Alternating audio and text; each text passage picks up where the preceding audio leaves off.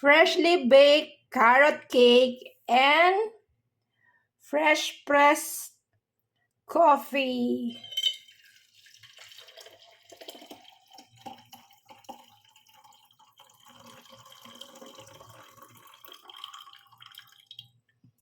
Hi guys, are you interested in planting, craft making, DIYs, pets, travels, cooking, and healthy lifestyles?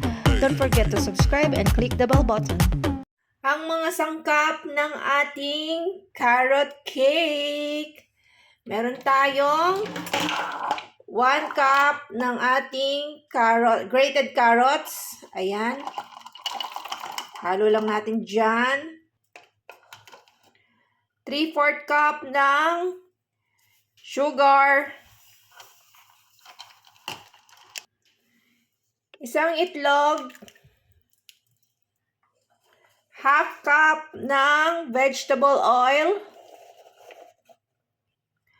1 teaspoon vanilla extract. Haluin natin hanggang maging smooth ang ating mixture. Magdagdag tayo ng 1 cup ng all-purpose flour. Tapos halo lang din natin yan. Mag-add tayo ng 1 teaspoon na baking powder. 1 teaspoon baking soda. Half teaspoon ng cinnamon. 1/4 teaspoon of salt. Mix all. Add 1 cup of milk.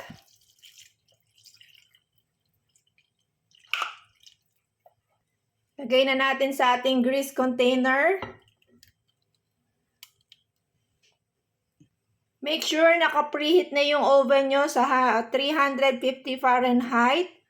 Then, lutuin natin siya ng 40 to 45 minutes. At bago yon,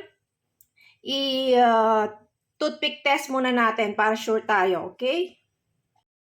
Make sure preheated na yung oven nyo to 170 Celsius.